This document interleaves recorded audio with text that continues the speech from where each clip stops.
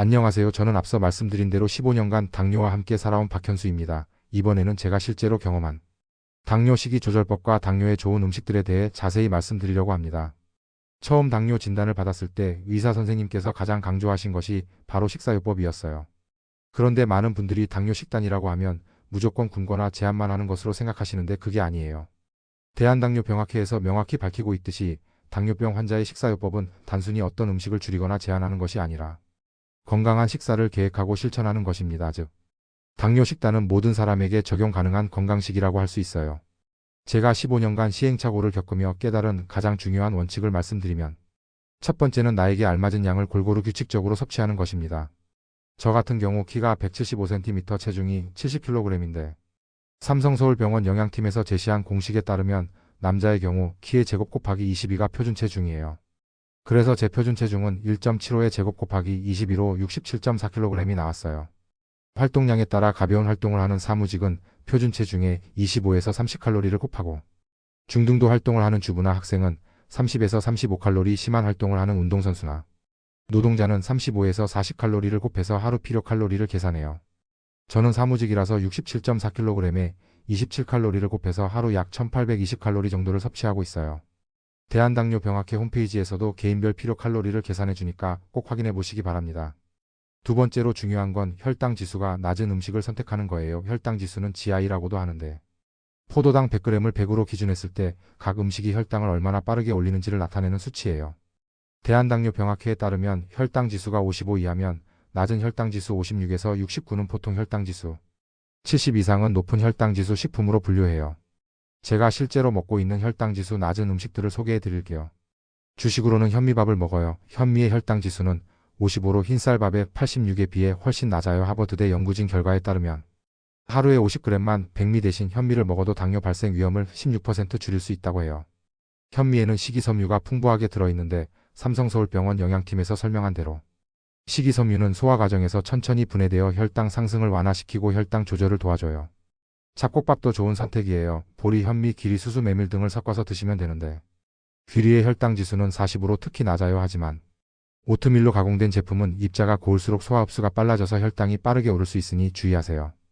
빵을 드실 때는 흰빵 대신 통밀빵을 선택하세요. 흰빵의 혈당 지수는 65인데 통밀빵은 더 낮아요. 찹쌀보다는 맵쌀을 선택하는 것도 중요해요. 채소류는 정말 중요한 식품군이에요. 시금치, 케일 같은 녹색 잎채소는 비타민C를 포함한 다양한 비타민과 미네랄이 풍부하면서 칼로리가 낮고 탄수화물이 적어서 혈당 수치 변동에 큰 영향을 미치지 않아요. 특히 시금치에는 마그네슘이 풍부한데 데친 시금치 한 줌에는 마그네슘 1일 섭취량의 30%가 들어있어요. 마그네슘은 췌장의 인슐린 분비를 조절해 주기 때문에 당뇨병 예방에 도움이 됩니다.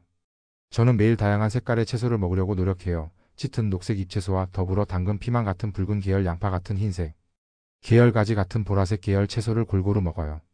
당근에는 식이섬유와 베타카로틴 같은 카로티노이드가 풍부한데 카로티노이드는 항산화 작용을 하여 산화 스트레스와 관련된 당뇨, 합병증 발생 위험을 줄이는 데 도움을 줄 수 있어요. 해조류와 버섯류도 식이섬유 함량이 높아서 자주 먹고 있어요. 미역, 다시마, 김, 버섯 등은 혈당 지수를 낮추는 데 효과적이에요. 단백질 음식도 중요해요. 미국 당뇨학회에서 권장하는 좋은 단백질 공급원은 콩, 견과류, 씨앗, 두부 같은 식물성 단백질과 생선, 해산물, 닭고기 같은 가금류, 달걀, 저지방 유제품이에요. 콩은 정말 훌륭한 식품이에요. 당뇨 예방에 효과적인 식이섬유와 단백질이 풍부해서 혈당 상승을 억제하고 혈당 수치를 안정시키는 데 도움을 주고 마그네슘이 풍부해서 혈압을 낮추고 당뇨 합병증 예방에도 도움이 돼요. 견과류는 호두, 아몬드, 캐슈넛을 주로 먹는데 탄수화물 비율이 낮고 불포화 지방산이 풍부해서 혈당 상승을 막아줘요. 하지만 칼로리가 높으니까 하루 한 줌 정도만 먹어요. 생선은 지방이 적은 흰살 생선을 주로 먹고 닭고기는 껍질을 제거한 닭 가슴살을 먹어요. 돼지고기나 소고기도 기름기를 제거하고 적당량 먹으면 괜찮아요.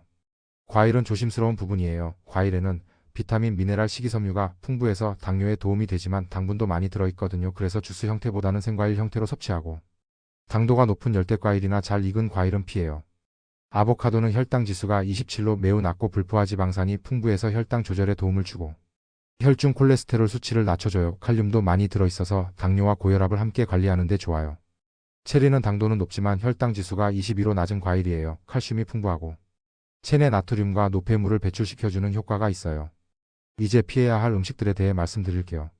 가천대 길병원에서 명시한 대로 특별히 제한되는 식품은 설탕이 들어간 식품들이에요. 과자, 사탕, 꿀, 초콜릿, 껌, 물엿, 아이스크림, 케이크, 크림빵, 도넛, 과일, 통조림, 식혜, 주스, 코코아, 유자차, 딸기, 우유, 청량음료 등이에요.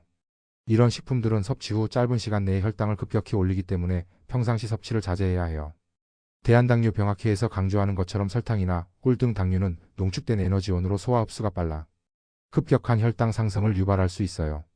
혈당 지수가 높은 음식들도 피해야 해요. 당면 96, 도넛 96, 쌀밥 92, 감자튀김 85, 우동 85, 찹쌀 86, 피자 80, 라면 73 등은 가능하면 드시지 마세요. 기름기 많은 음식도 문제예요. 삼성서울병원에서 권고하는 대로 기름기가 많은 음식은 열량이 높아 쉽게 체중을 증가시키고 그로 인해 혈당 및 혈압 조절이 어려워져요. 가능하면 튀김보다는 찜을, 기름기가 많은 소스보다는 열량과 당분이 적은 것을 선택하세요.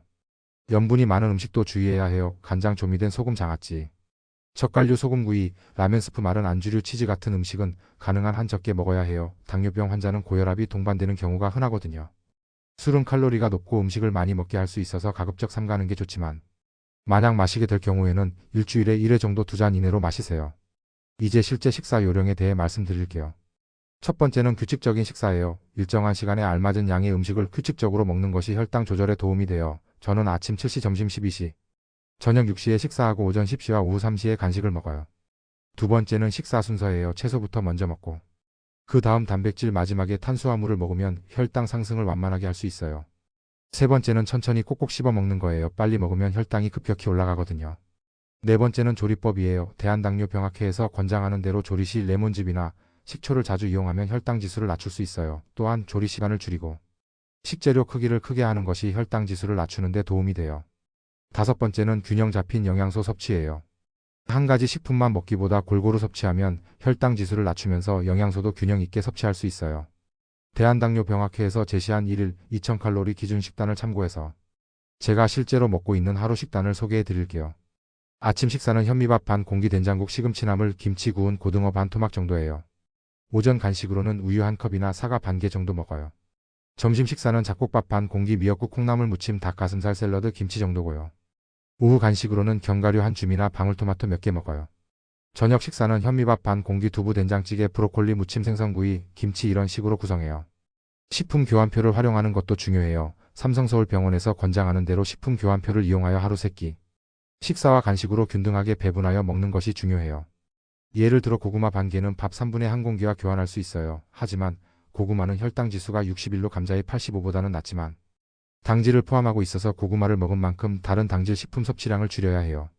외식할 때도 주의해야 해요. 가천대 길병원에서 권고하는 대로 잦은 외식은 영양 불균형을 초래하고 과식을 하기 쉬우므로 가능한 한 자제하는 것이 바람직해요. 음식을 선택할 때는 본인의 허용 열량에 맞는 음식을 선택하고 자극적이거나 짠 음식, 지나치게 단 음식은 피하세요. 중국 음식, 서양 요리, 튀김 요리 같이 기름기 많은 음식보다는 칼로리가 낮고 양념을 스스로 조절할 수 있는 한식이나 일식을 선택하는 것이 좋아요. 혈당 측정도 중요해요. 저는 식전과 식후 이 시간에 혈당을 재서 어떤 음식이 혈당에 어떤 영향을 미치는지 확인해요. 같은 음식이라도 개인차가 있을 수 있거든요. 마지막으로 대체 감미료에 대해 말씀드릴게요. 가천대 길병원에서 언급한 대로 당뇨병 환자용 대체 감미료로 그린 스위트, 화인 스위트가 있어요. 이것들은 단맛을 내지만 혈당은 그리 많이 올리지 않아요. 설탕의 150배 정도 단맛을 가지고 있으므로 소량씩 사용하고 뜨거운 음식에 넣으면 약간 쓴맛이 나므로 차가운 요리나 음료에 이용하면 효과적이에요. 이상으로 제가 15년간 실제로 경험한 당뇨식이 조절법을 말씀드렸는데요. 가장 중요한 건 꾸준함이에요. 하루 이틀 잘 관리한다고 되는 게 아니라 매일매일 꾸준히 실천하는 것이 중요해요. 대한당뇨병학회에서 강조하는 대로 당뇨병 환자의 식사요법은 건강한 식사를 계획하고 실천하는 것입니다. 올바른 식습관과 생활습관으로 바꾸어 고혈당, 고지혈증 등의 대사 이상을 교정하여 합병증을 예방하고 좋은 영양 상태를 유지하는 것이 목표예요. 여러분도 지금 당장 시작하세요. 작은 변화부터 시작해서 점진적으로 식습관을 개선해 나가시면 분명히 혈당 관리에 도움이 될 거예요. 혹시 당뇨 합병증이 있으신 분들은 반드시 영양사와 상담을 받으시기 바라고 개인별로 필요한 칼로리나 식단이 다를 수 있으니까 전문의와 상의해서 본인에게 맞는 식단을 구성하시기 바랍니다. 다음 영상에서는 더 행복한 노후를 보낼 수 있는 영상으로 찾아뵙겠습니다. 잊지 마시고 건강한 하루 보내세요.